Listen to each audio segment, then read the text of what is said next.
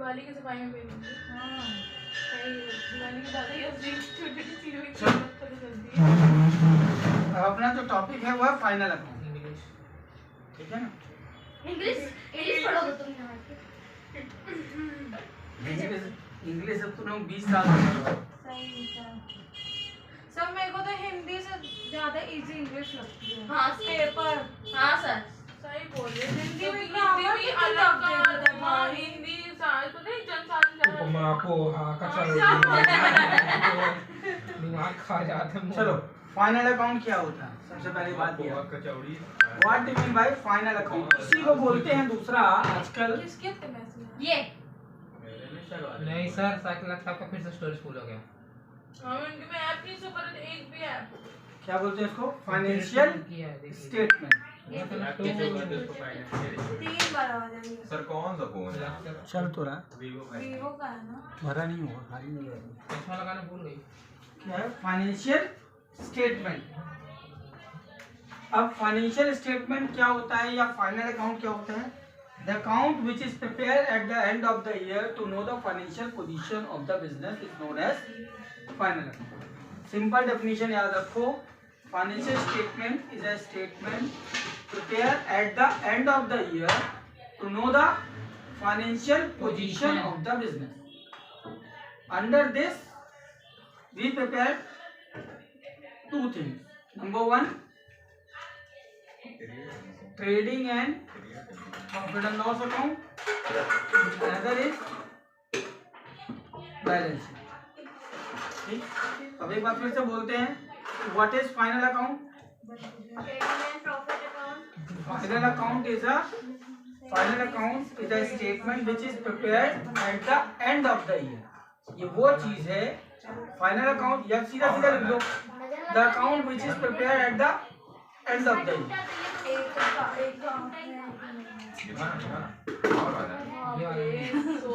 यार इस ऐसे पहन के देखो पेपर ना बनने से बड़ा हो गया इसका। गिलास दूंगा ना गिलास। अरे ये कैसा लग रहा है तुम? एक आंख में The account which is prepared at the end of the year is known as financial statement या final account। ठीक, अब इसमें दो चीजें बनती हैं, पहला trading and profit and loss account, दूसरा बैलेंस शीट। अब इस पे एक क्वेश्चन आता है, यूजर ऑफ फाइनेंशियल स्टेटमेंट। अरे दिखाओ वही इसके यूजर कौन कौन होते हैं? कौन वाला है? चलो ध्यान दो इधर। ऐसे मैं 24 घंटे लगा देती हूँ। कितना पैसा हुआ? 0.25 नहीं मैं ऐसे कंफर्म नहीं है, 4 बजे हो गया मैं 0.25 होगा, बहुत पतला है। अरे थोड़ा सा तो नहीं है।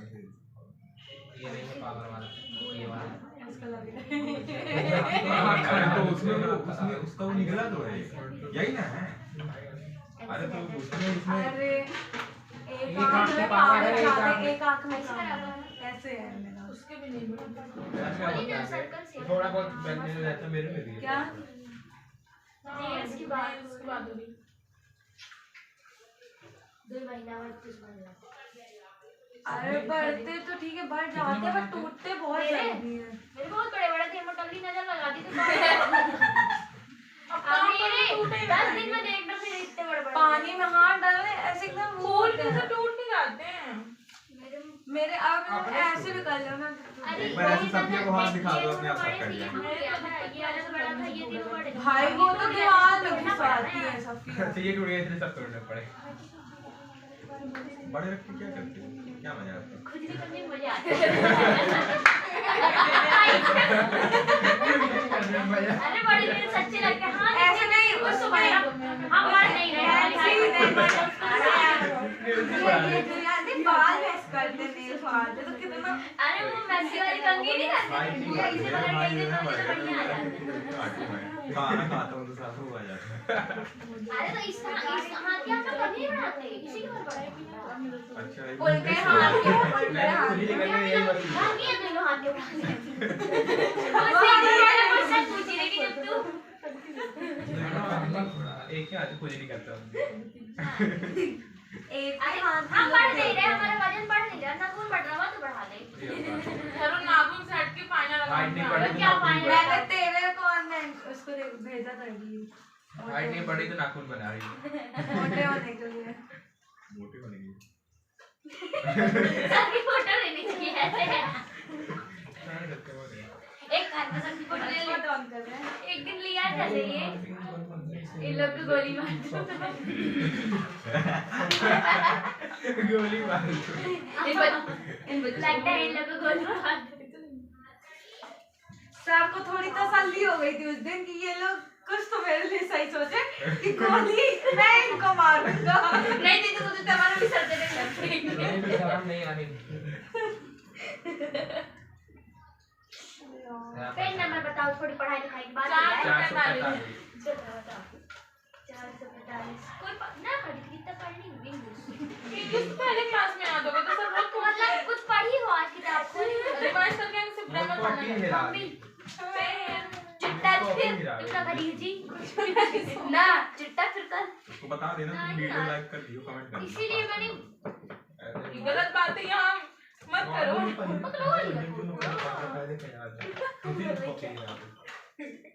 तुम्हारे मत तुम भी ले सामने पुतला खड़ा है। सर को देती हूँ।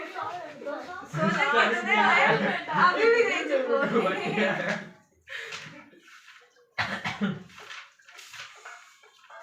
Yes sir. अब आप बोलिए। आज 6 बजने वाले हैं। हम इसलिए 50 में आते हैं, हमको पता रहता है दुनिया भर का जितना रहता है सब इतनी देर होता है, शुरू होता है यहीं से। मेरे को लगा आधा घंटा होती है। चलो सर ये फाइनल अकाउंट नहीं है, फाइनेंशियल स्टेटमेंट है। उसी को बोलते हैं फाइनल अकाउंट। ठीक है चलिए चलिए चलिए लेट्स स्टार्ट। अपना स्कूल का नाम बता के घर में घुसोगे तो घर वाले भगा देंगे। समझी नहीं बात। तुम्हें घर में अगर कुछ भी बोलते तुम क्या यार पढ़ाई भी ना आपने कहा घर द्वार लेके पिंडी बुलाते होंगे अब तुम उसको ऐसे थोड़ी चलो फाइनेंशियल स्टेटमेंट क्या है? The statement which is prepared at the end of the year to know the financial position of business is known as financial statement. अब who are the user of this statement? ये बना रहे हैं, उसको use कौन कौन करता है? सबसे पहले मैनेजर, उसको फ्यूचर की प्लानिंग करनी है या उसको अपने बिजनेस की एक्चुअल पोजीशन जाननी है, इसलिए वो बनाता है। कस्टमर क्यों बना रहा है? कस्टमर क्यों चाह रहा है फाइनेंशियल स्टेटमेंट? कस्टमर बना नहीं रहा, कस्टमर इसको यूज करेगा। किस लिए? भाई वो ये जानने के लिए यूज करेगा कि भाई इस कंपनी की जिसकी सिचुएशन अच्छी होगी, फाइनेंशियल पोजीशन बेटर होगी, वो अच्छी क्वालिटी के प्रोडक्ट बना देगी। जिसकी सिचुएशन गड़बड़ है, इसका मतलब वो कुछ ना कुछ प्रोडक्ट में गोलमाल करेगा स्थिति को सुधारने के लिए। नेक्स्ट आता है शेयर होल्डर। शेयर होल्डर वो लोग होते हैं जो कंपनी में पैसा लगाते हैं। जैसे रिलायंस कंपनी में पैसा लगाने में हमको क्या प्रॉफिट है? कैसे होता जब है? आप कंपनी में पैसा लगाते हो और कंपनी ग्रो करती है तो जो कंपनी का प्रॉफिट होता है उसमें आपको हिस्सा, उसका नाम क्या है? शेयर। शेयर का मतलब क्या होता है? हिस्सा। तो आप कंपनी के एक तरीके से हिस्सेदार हैं, कितने के जितना पैसा आपने लगाया। शेयर मार्केट और स्टॉक मार्केट में डिफरेंस है? शेयर मार्केट नहीं होता कभी भी, स्टॉक मार्केट होता है। शेयर की जब शेयर जो होता है, जैसे मान लो एक शेयर है 100 रुपए का, तो ये इस कंपनी ये पैसा जो है ना वो टुकड़ों में लेती है। कंपनी इस पैसे को, जो 100 रुपए का शेयर है, इसको पैसे को टुकड़ों में लेती है, 10 रुपए 20 रुपए 10 रुपए पीसेस में लेती है। सर कम शेयर में ज्यादा पिछले उसमें क्या पता है? जब हमने कोई शेयर कम में खरीदा उसको ज्यादा हमने तो प्रॉफिट होगा ना। प्रॉफिट ना होगा। तुमने 100 रुपए में शेयर खरीदा, आज उसकी मार्केट वैल्यू 200 रुपए हो गई, तो जब 200 रुपए में बेचोगे तो 100 रुपए का प्रॉफिट नहीं हुआ तुमको। सिंपल है, जैसे प्रोडक्ट खरीदते हैं वैसे लोग शेयर खरीदते हैं। अब ये जब इसका 100 रुपीज पूरा कंपनी को पे हो जाता है, तो ये कन्वर्ट हो जाता है स्टॉक में, तब इसकी सेलिंग और परचेजिंग स्टार्ट होती है। ठीक है ना? तो कस्टमर जो शेयर होल्डर होता है, जिसने कंपनी में पैसा लगाया है, वो पैसा लगाता है इसीलिए कि अगर कंपनी ग्रो करेगी, शेयर की वैल्यू बढ़ेगी, तो हमको प्रॉफिट मिलेगा, अपने फायदा। और कंपनी का क्या फायदा है?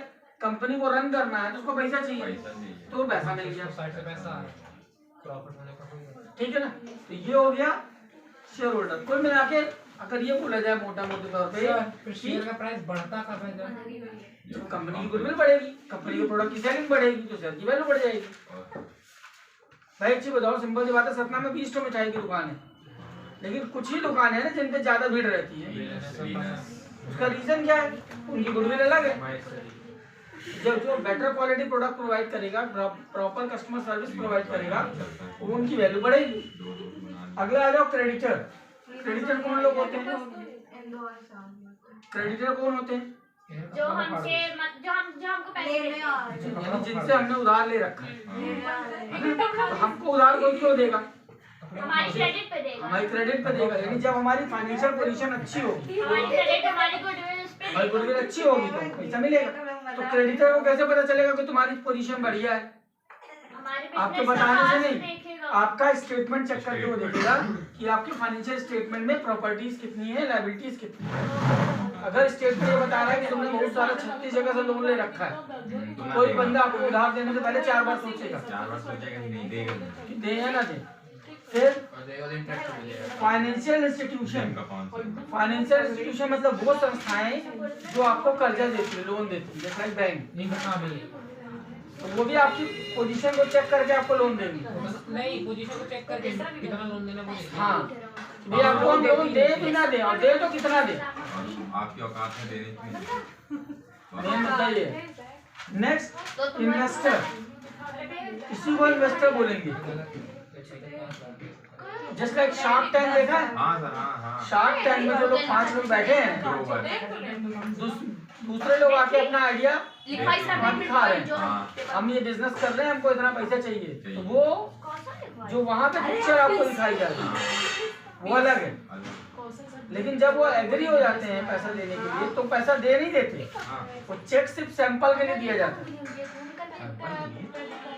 उसके बाद क्या होता है, वो लोग एपिसोड खत्म होने के बाद उनकी टीम उन कंपनीज के स्टेटमेंट को चेक करती है कि हम इसमें पैसा लगाए भी कि ना लगाए, जो इसने बोला है वो सही है कि झूठ। पब्लिक के सामने मानेंगे तो बाद में पलट भी जाए। क्यों ना पलट जाएंगे? हम मान तुम मेरे पास आए, ऑन कैमरा आ रहे हो, आपने बड़ी बड़ी हाँकी, मेरे को लगा यार बंदा जेन्युइन है, मैंने बोल दिया तो 50 करोड़ लगाऊंगा। लोग पूरा वो करते हैं ना एक तरफ से। उसके बाद वो कौन कर रहा है स्क्रीनिंग? एपिसोड वाले। पैसा तो मेरा लग रहा है ना, तो मैं अपनी टीम से नहीं चेक करूंगा। तो मेरी टीम के पास आप कब आओगे? जब चीजें क्लोज हो। तो वो इन्वेस्टर होते हैं, वो भी चेक करते हैं आपकी फाइनेंशियल पोजीशन। एम्प्लॉय क्यों चेक करेगा? भाई अगर मेरे को मालूम है कि ये संस्था अच्छी है, ग्रो कर रही है, तो मैं उसको मैं जॉब करूंगा। अगर मुझे मालूम है कि दिखने में बड़ी बड़ी संस्था दिख रही है, तनख्वाह देने के मामले में फ्लॉप है, तो मैं क्यों ज्वाइन करूँ?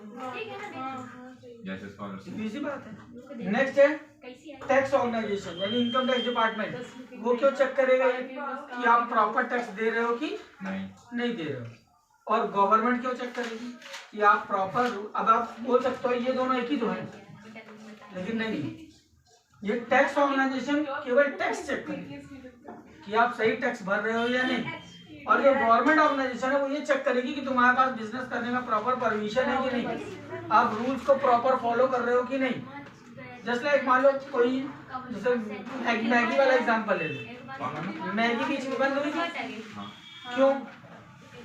क्योंकि उसने गवर्नमेंट के कुछ रूल्स को फॉलो नहीं किया। किसी ने कंप्लेन की, जांच हुई, उस टाइम में 6 महीने निकल गए, तो 6 महीने बैन रहा, 6 महीने नहीं निकलेंगे जब तक जांच कंप्लीट नहीं होती। तो गवर्नमेंट को क्या चेक करती है? भैया आप लीगली बिजनेस कर रहे हो या नहीं।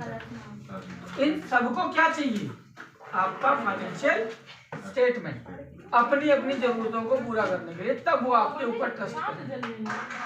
डन। अब फाइनेंशियल स्टेटमेंट में 2 चीजें कौन सी बनाई जाती हैं?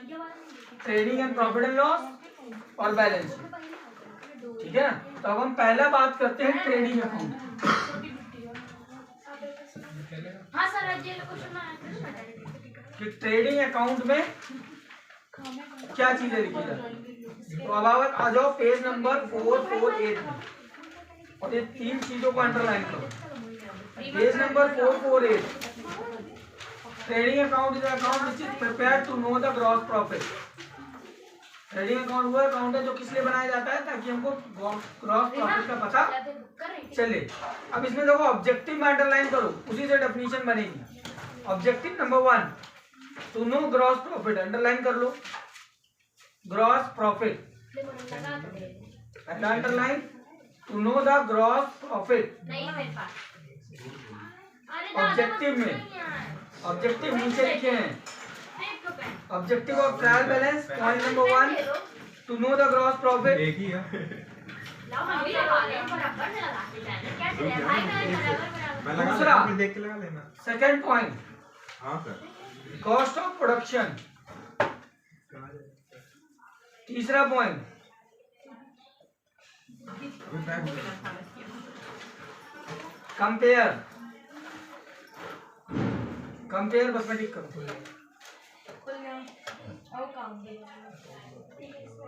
वैल्यू ऑफ लिखो टोटल सेल्स। बड़ी मां बना ले गाड़ी नहीं चलाई लेते उसको कैसे खाया रोटी अगर साली होने चला। चलो अब बढ़ते हैं इसमें। पहले इसको समझो ये है क्या।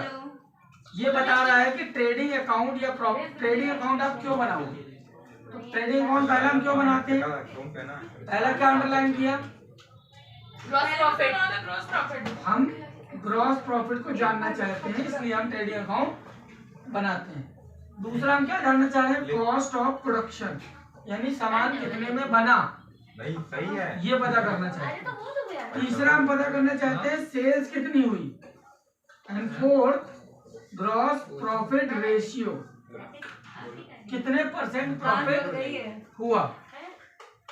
एंगेजमेंट हो रही है काम पे। And fifth is compare. IPhone लिया है आईफोन 14 लिया है फिर सैड है नहीं यार देख आईफोन 14 वो तो मैं बोली क्या बात क्या कर रहे हो? काली डाल है भाई, कल तो डाला है आज की स्नैप डाला है 57K का है। मेरे को आते साथ स्नैप्स बान हो रहा है मैसेज। 57K का है आईफोन 14 लिया है भाई। 57,000 57 का आता है आईफोन 14 हेलो। तो मैं पुरान ले हेलो। लूंगा। नहीं नया 57 का आ रहा है विश्वास ही कट नहीं गया। कहीं ना नहीं मतलब 80,000 तक का आना चाहिए ना 14 है भाई 15 आ गया है बेटा। आप 14 की वैल्यू कम होगी। वो और 12 20 से कम होगी सितंबर में 13 आया था मेरे को तो 1348 में मिल रहा था। मेरे पापा पूछे थे। वो 12 ले ले से अच्छा सब मोबाइल घर की पे 1 ले लो 1000 मिल जाएगा मुद्दे पे आ रहा है। मिलेगा ही नहीं। सर आप 500 में मैं कहती हूँ सैमसंग वाला छोटा गोल्डन वाला आता है जब कम है हाँ अच्छा तुमको दिला दूंगी जब फंस हो जाओगी तो नहीं नहीं 5 रुपये में लोगो भी आता है मोबाइल में चिपका। 5 रुपया में लोगों अरे की आता है स्क्रीन चढ़वा के ऊपर यहाँ वो आता है। सर इतना सा मोबाइल अरे मेरी मम्मी का है ना नकली आई। मुद्दे पे आए। हाँ सर। हाँ अब आ जाओ। अपन को ट्रेडिंग अकाउंट क्यों बनाना है, what are the objective. Gross profit. ध्यान देना, ऑब्जेक्टिव भी यही है, एडवांटेज भी यही है। ध्यान से समझना। ऑब्जेक्टिव क्या है, हमको ग्रॉस प्रॉफिट निकालना है, इसलिए हम ट्रेडिंग अकाउंट बनाते हैं। कॉस्ट ऑफ प्रोडक्शन निकालना है, यानी प्रोडक्ट कितने में बन के तैयार हुआ, इसलिए करते हैं। सेल्स पता करनी है, इसलिए ट्रेडिंग अकाउंट बनाते हैं। ग्रॉस प्रॉफिट रेशियो क्या है, यानी कितने परसेंट प्रॉफिट हुआ ये पता करना है, इसलिए बनाते हैं। लास्ट कंपेयर करना है प्रीवियस ईयर, किससे कंपेयर करना है, पिछले साल के कंपैरिजन में इस साल की पोजीशन क्या है। अब इम्पोर्टेंस देखो, ये एडवांटेज, अगर आप ट्रेडिंग अकाउंट बनाओगे तो ग्रॉस प्रॉफिट पता चल जाएगा, आपको कॉस्ट पता चल जाएगी, आपको सेल्स का पता चल जाएगा, आपको रेशियो पता चल जाएगा और आप कंपेयर भी कर पाएंगे। यानी यही आपके क्या बन गए, एडवांटेज। ऑब्जेक्टिव में लिखने की टोन क्या होगी, टू नो,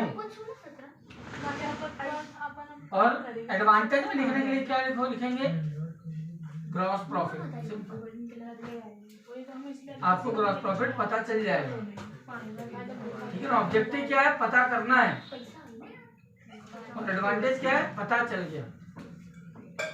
लिखना सेम है दोनों में। क्योंकि एग्जाम में ऐसा नहीं होगा कि आपसे ग्रॉस प्रॉफिट का एडवांटेज भी पूछ ले और ग्रॉस प्रॉफिट का ऑब्जेक्टिव भी पूछ ले, तो दोनों में कुछ भी है आपको लिखना यही है, ठीक है ना, क्योंकि यही सारी चीजें उसने यहाँ पे लिखी है, 7 अलग अलग पॉइंट है, ठीक। तो ये हो गया ग्रॉस प्रॉफिट। एक क्वेश्चन आता है ग्रॉस प्रॉफिट में कौन से आइटम लिखे जाते हैं, सॉरी ट्रेडिंग अकाउंट में कौन से आइटम लिखे जाते हैं। तो आपको मैंने जब trading and profit and loss का प्रोफार्मा बनवाया था, याद है? ध्यान से समझना। तो आप इसको 2 पार्ट में डिवाइड करोगे इस आंसर को, item in debit side of trading account, item in credit side of trading account. Debit side में पहला आइटम क्या होता है? Opening stock. दूसरा आइटम परचेज और परचेज रिटर्न, और तीसरा आइटम होता है डायरेक्ट एक्सपेंस, और चौथा एंड लास्ट आइटम होता है ग्रॉस प्रॉफिट। क्रेडिट साइड में भी 4 आइटम होते हैं, फर्स्ट सेल्स, दूसरा आइटम होता है इसमें ये सॉरी सेल्स रिटर्न, तीसरा है क्लोजिंग स्टॉक, इसी को सेकंड आइटम बोल दो, and the last item is gross loss. तो ये क्वेश्चन आता है 3 नंबर में या कभी 4 नंबर में कि what are the item recorded in trading account. Trading account में कौन से आइटम लिखे जाते हैं। तो ट्रेडिंग अकाउंट में 2 प्रकार के आइटम होते हैं, एक डेबिट साइड और एक क्रेडिट साइड। डेबिट साइड में क्या क्या आता है? Opening stock, purchase minus purchase return, direct expenses and gross profit. यहाँ जो भी खर्चे लिखते हैं उन सारे खर्चों का नाम एक है, वो है डायरेक्ट एक्सपेंस। और इधर आ गया sales, sales return, closing stock और ग्रॉस लॉस। एक दूसरा क्वेश्चन इसी के साथ खत्म कर देते हैं अपन कि what items are recorded item in trading account. अब एक दूसरा क्वेश्चन बना लो यहाँ पे, item in profit and loss. तो प्रॉफिट एंड लॉस में कौन से आइटम आते हैं?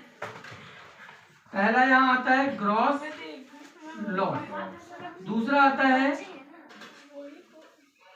इनडायरेक्ट एक्सपेंस, तीसरा आता है नेट प्रॉफिट। इधर आता है सबसे पहले ग्रॉस प्रॉफिट, इधर आता है इनडायरेक्ट इनकम और लास्ट होता है नेट लॉस। ये 6 आइटम आते हैं कहाँ पे? Profit and loss. अब इसमें सबसे इंपॉर्टेंट आइटम है ये दोनों।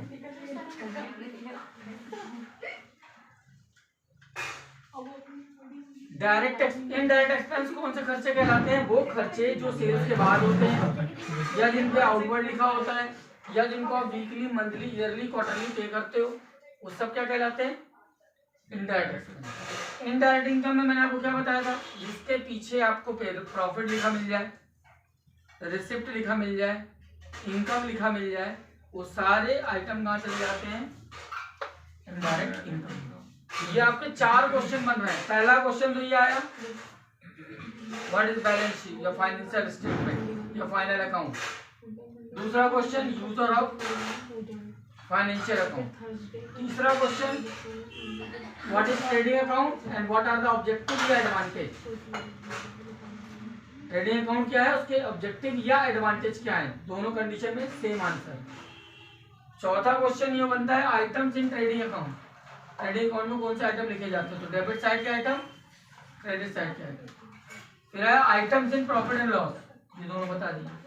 अब इसी तरह से आपके जो ये बने हैं ट्रेडिंग अकाउंट के ऑब्जेक्टिव, ऐसे देखो प्रॉफिट एंड लॉस के ऑब्जेक्टिव लिखे हुए हैं। देखो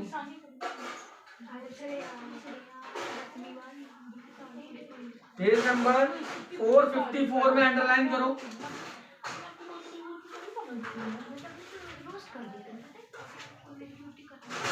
ऑब्जेक्टिव या advantage of profit and loss, page number 454 underline करो। पहला पॉइंट मिला, बुक में मिल गया, कहाँ है, पेज नंबर 454। पहला पॉइंट टिक करो, लिखा है net profit and net loss, इसको अंडरलाइन कर लो।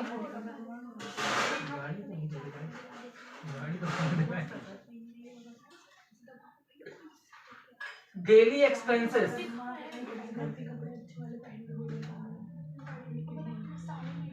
आगे थर्ड में टिक कर लो इनकम, चौथा टिक कर लो कंपेयर,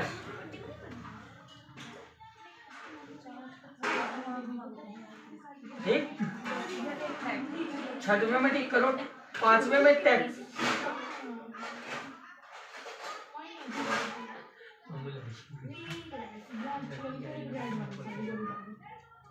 छठवें में टिक करो डिसीजन, सातवें में टिक करो फ्यूचर प्लानिंग। डन, अब इसको समझ लो। अरे कुछ नहीं जी, वो अरे एक जन की फोटो देखना तो बस समझ जाओ, वो ऐसी ऐसी फोटो उसके सब संपर्क अच्छे नहीं रहते। किसके बता तुझे? श्रेया टैग वो वाली। टैली वो आइसक्रीम से निकाल के हंसती है, सुंदर लगती है। हाँ श्रेया श्रेया सिंह राजपूत शर्मा तो चुप रहे, चुप रहे। मुझे कुछ नहीं पता, नहीं वैसे अच्छी लगती चुप रहो, संभाल लो यार, तुम लोग समझ लो। है। अभी तक सारी एक तो अब याद आया, अभी तक तुम लोग को मेरी समझ लो, समझ लो क्या? तुम लोग के लिए बाहर हम कुर्सी लगवा दिए, आराम से आया करो, बाहर हटिया बैठ लगी के तो रही सर, क्या हटवा आदमी? आराम से बैठ के हम बतिया रहा करो, चले जाकर यार, 2 जने बैठ के पढ़ा चाहे 2 जने पढ़ लो। चलिए ध्यान दीजिए, मैंने इसमें क्या टिक किया है, पहला net profit net profit net loss. तो क्या ऑब्जेक्टिव है, हम क्या पता करना चाह रहे हैं, जैसे यहाँ ग्रॉस प्रॉफिट था, यहाँ हम पता करना चाह रहे हैं, दो स्टोरी 8 और नेट अब दूसरा डेली एक्सपेंस, आपको एक्सपेंस का पता चल जाएगा, तीसरा पता चल जाएगा हमारी इनकम कहाँ से हो रही है, ये मालूम पड़ जाएगा अगर ये बनाओगे तो।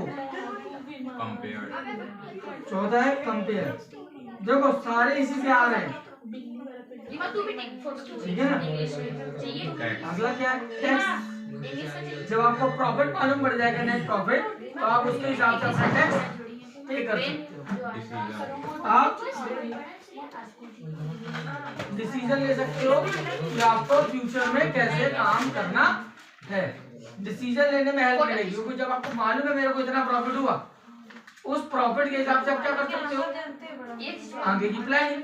भाई अगर मेरे को ये नहीं मालूम कि मेरे पास फीस कितनी आनी है, तो क्या मैं आगे कोई प्लानिंग कर सकता हूँ पैसे को लेकर, नहीं कर सकता। तो अगर आपका बिजनेस है यार, आपको यही नहीं मालूम कि कितना पैसा आएगा या कितना माल बिकेगा या कितना बिक चुका, तो आप कैसे डिसीजन लोगे। हाँ भैया, नेक्स्ट क्या है, फ्यूचर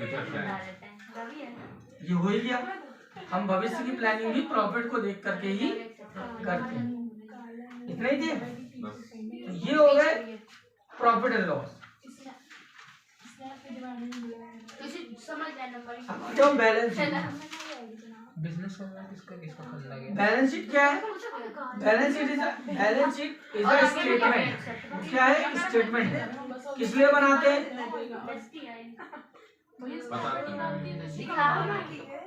क्या पता करने के लिए। बैलेंस शीट में क्या लिखते थे अपन,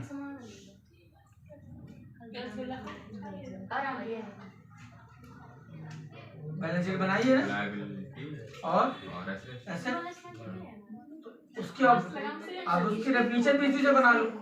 balance sheet is prepared to know the liability assets of the business. सीधा लॉजिक।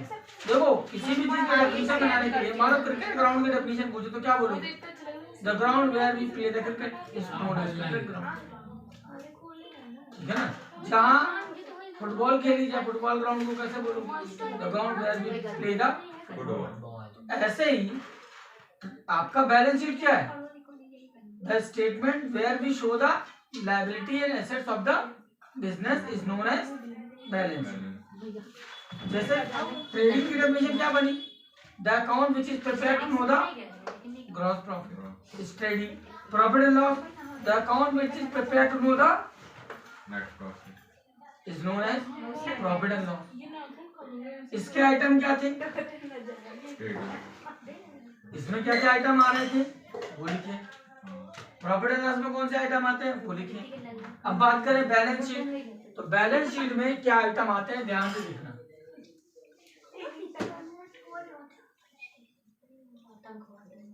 बैलेंस शीट में पहला आता है कैपिटल, दूसरा आता है नॉन करंट एसेट, तीसरा आता है करंट एसेट, फोटो भेजूंगा इस स्नैप में। इसमें आता है नॉन 14+1 करंट लायबिलिटी, पागल है बे यार, ये मोर सीरियस है। Current सेव एग्जैक्ट फिर वो liability sorry non current asset अरे ये वाला मैंने था बताया current इसलिए जाके सीवी से कि तुमने प्रगति का किया था, मैं यस लिया था पैसा और मिसलेनियस एसेट। मैं तो उसके यहाँ से फोटो भेजी थी, अब फिर मैं स्नैप शेयर कर फिर सेवी ने वो देखा मिसलेनियस एसेट इसको ये मैं हैप्पी ये येलो फेस अगर- लगाए गाय तो ये 6 आइटम आते हैं कहाँ पे? स्क्रीनशॉट है तोरे नो हाँ तो मोर है देख स्क्रीनशॉट है स्नैप में ये स्क्रीनशॉट है तो ये मोर है ना इसकी फोटो भी ऊपर पर डालो, फिर एक टॉपिक और बताएं। जतिन फोकस कर। ओकर फुल फोटो है अटैक ट्विटर डाल के भेजे ज्ञान बता रहे हट पागल नहीं तो देख ले कुछ ना हो हटा ना है अगर मैं स्क्रीन मेरी आईडी खोल अगर मैं स्क्रीनशॉट करूंगा तो चलो जल्दी फोटो खींच के डालो उसको ग्रुप में। हाँ जतिन जल्दी करो। ये बढ़िया। मैं अभी अपने ना जाएगी वहाँ जाएगी बिहारी चौक हाँ बिहारी चल जाऊंगी। तो ऑर्डर दे दूँ ना मैं उसको क्या बता क्या खाएगी ओए ला अभी फोन लगा नहीं नहीं नहीं नहीं आप पैसा नहीं दूंगा बिल्कुल नहीं नहीं जाना है ठीक है मैं जाऊंगी कहाँ जा रहा है? बिहारी चौक ते मुंडी हिला देना वहाँ से 400 मिल गया 400। भाग बिहारी चौक मैं से मिल गया 400। मेरी दुकान है जाना है बिहारी कौन चौक सी दुकान है? अरे वो जैसे इधर को मुड़ते हैं ना बॉम्बे स्ट्रीट बॉम्बे पिज्जा वाले के यहाँ ऐसे हल्का अंक है तो वहाँ पे तो है दुकान कौन सी दुकान है? रवि डोसा वाला है पीछे रवि डोसा वाला है पीछे। अरे सीधे जाते हैं अपन रेलवे रेलवे स्टेशन वाले जस्ट पीछे की दुकान है। अपन रेलवे स्टेशन पर जाते हैं सीधे सीधे वेस्टर्न चौक से सीधे सीधे इधर को मुड़ते हैं रवि डोसा पड़ता है वहाँ नैन्सी इधर पड़ जाता है। रवि डोसा जाते हैं। JS mobile shop. नहीं पता मोबाइल शॉप नहीं जानते जा हाँ, दिखा पाए तो पाए दो। जाएगा। मैं अगर मैं कहाँ से नहीं नहीं ऐसा। पाएगा तुम देख लीजिए वो मोर चावल लेके बैठे। हाँ मैं ये वो देख ले अगर करे वो तो छोटा श्री श्री प्रणाम दे देगी। ठंडी बोल अगर करे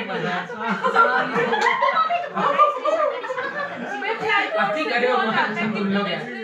फ्लाइट मोड पे लेकर कथा समाप्त हो जाए तो बता दे, तो हम चावल छिड़क करके अपना कार्यक्रम भंडारा भी कर दीजिएगा कथा खत्म हो गई। सर सबसे बढ़िया आता है उसको पाल लीजिए यहाँ रख दीजिए। अगले में होगा गारंटी। बढ़िया चल रही सर कथा चावलपुर में वही हो गई।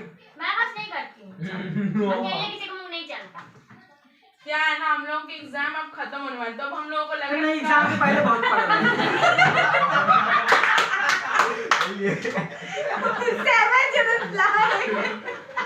ऐसा बता रही है एग्जाम के बाद आप पढ़ना बंद करो। सर रोक दे प्रगति शॉक दे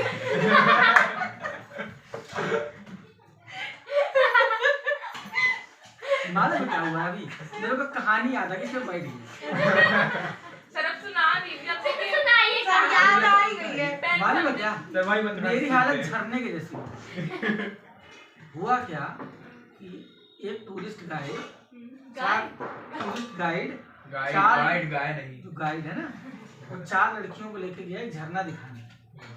तो बोलता गया है कि देखो इस झरने की आवाज इतनी तेज है कि इसके आगे किसी की आवाज सुनाई नहीं देती।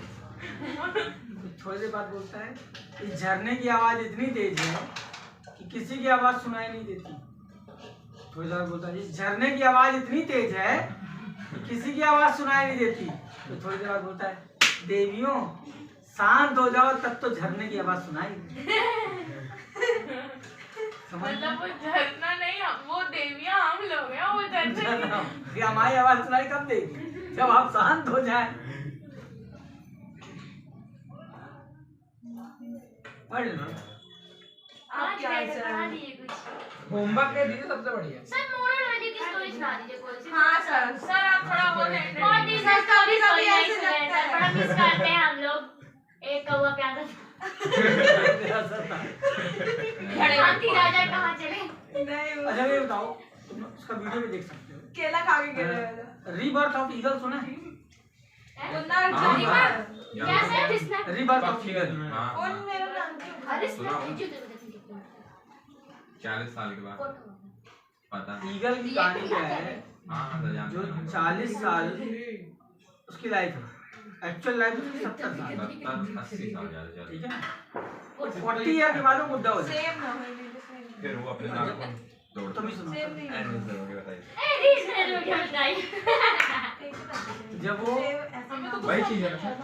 अरे जब वो तो बुढ़ा हो लाइफ जाए, 100 साल, वैसे इकल के लाइफ ए भाई शांति शांति शांति अब सुन शांति। ले। ओके आगे आप पढ़िए। 40 ईयर के बाद उसकी डेथ हो जाती है, लेकिन उसके पास एक ऑप्शन है कि वो रीबर्थ ले सकता है। कैसे ले सकता है? हाँ, क्योंकि 40 साल में ईगल इतना भारी हो जाता है कि वो उड़ नहीं पाता, तो बाकी के पक्षी बैठे उसको रहता होगा। बैठे रहते हैं, तो उसको बाकी पक्षी खा जाएंगे, क्योंकि वो अटैक नहीं कर सकता ना, वो इसके पंख इतने भारी हाय होते हैं, सर। ठीक है ना। अब वो करता क्या है, सर इग्नोर कर। उसको जब ये मालूम होता है कि हम हेवन रिप्लाई। अब निपट जाएंगे, कि हम निपट जाएंगे, तो वो करता क्या है, पहाड़ की चोटी पे जाके, जहाँ उसको कोई टच ना कर सके, क्योंकि सबसे हाइट में उड़ता है वो, तो उसको जब मालूम है कि अब मैं इस पोजीशन में पहुंचने वाला हूँ कि अब मैं उड़ नहीं पाऊंगा, उसके पहले ही वो चोटी पे जाकर बैठ जाता है। जब वो चोटी पे बैठता है तो सबसे पहले वो क्या करता है, अपने नाखून तोड़ता है हाँ, और फिर अपने चोंच तोड़ता है। और चोंच तोड़ता है, ये दो चीजें वो तोड़ देता है, क्योंकि चोंच जो रहती है उसकी आगे साइड मुड़ी रहती है। और नाखून मुड़ जाता है, हाँ। जिसकी वजह से वो शिकार नहीं कर पाता, तो उनको वो तोड़ देता है। पहले तो चोंच से क्या करेगा, नाखून निकालता है, चोंच तोड़ देगा, मतलब तो अगले 1-1.5 महीने में उसके नए नाखून और नई चोंच लगेगी। इसके बाद वो क्या करता है, जो नए नाखून और नई चोंच है उससे वो अपने पूरे पंख नोच नोच के फेंक देता है। फिर अगले 15 दिन 20 दिन या 30 दिन वो वेट करता है, यानी भूखा आप जैसा वेट करेगा कि मेरे नए पंख बने। जब उसके वो नए पंख आ जाते हैं तो पंजे नए, चोंच नहीं, पंख नहीं, यानी वो फिर अपनी 40 साल फिर अगले 40 साल जीने के लिए रेडी रहता है, क्योंकि अब वो शिकार करता है। क्योंकि भाई देखो, जानवर के लिए मेन चीज क्या है, खाना। उसको हमारा तुम्हारे जैसे पैसा तो नहीं चाहिए ना,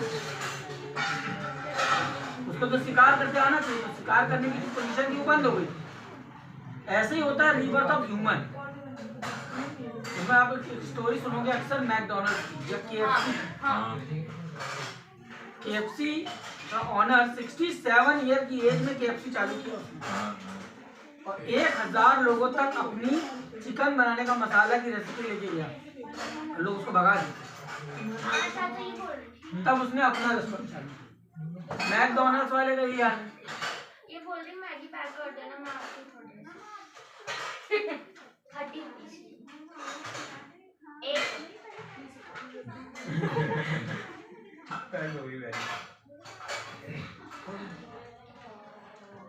आगे बताइए। मैकडोनल्ड्स वाला जो है, तो मैकडोनल्ड्स की फ्रेंचाइजी उसने पूछा, तो उसने रेस्टोरेंट खोला।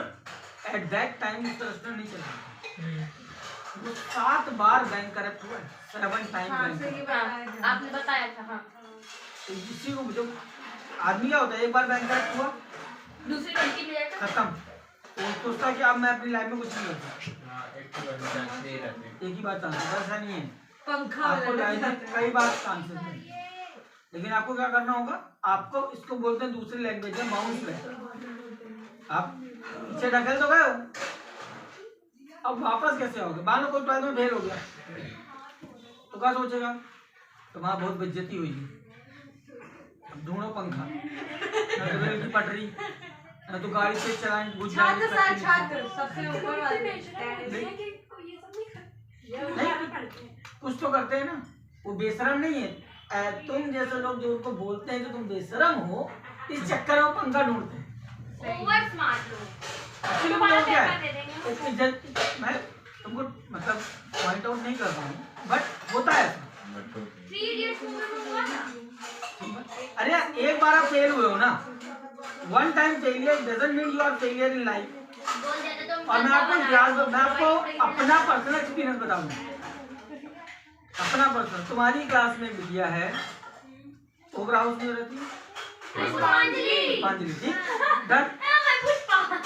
सुनो मेरी बात सुनना, उसके घर के बगल में सोई फैमिली रहती है, पवन सोई रहते हैं, मेरा क्लासमेट है, ठीक है ना। क्लास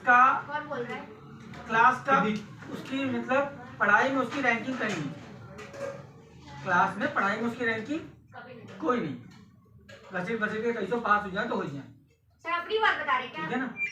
लेकिन आज वो बंदा हमारी क्लास के टॉपर से ज्यादा कम था और well settled. It doesn't mean पढ़ाई का कोई क्राइटेरिया नहीं है कि आप पढ़ाई में वीक हो तो आप लाइफ में सक्सेस नहीं हो।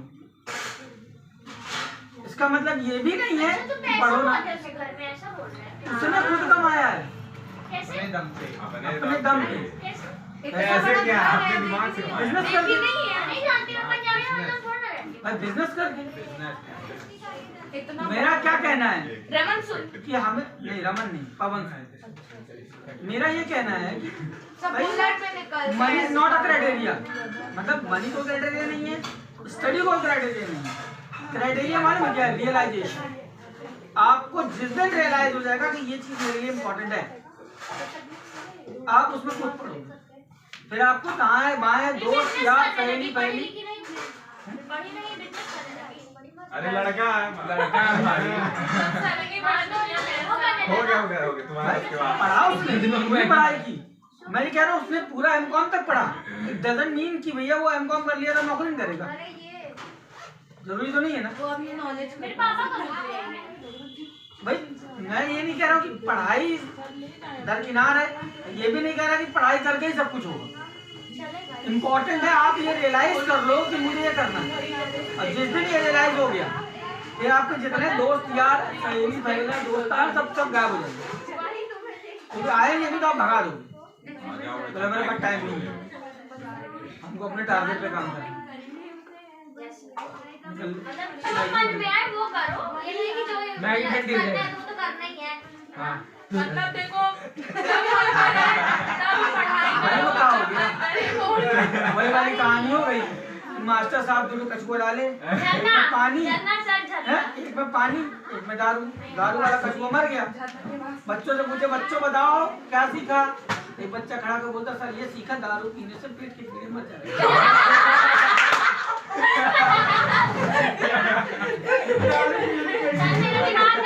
सर मेरा दिमाग ना पैसे में घुसा हुआ है, जब मेरा 400 रुपए दे नहीं रहा। और अभी तो सर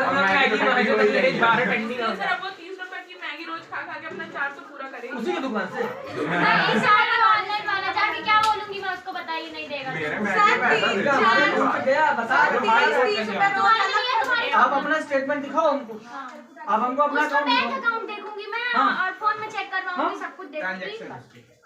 वही तरीका ही है।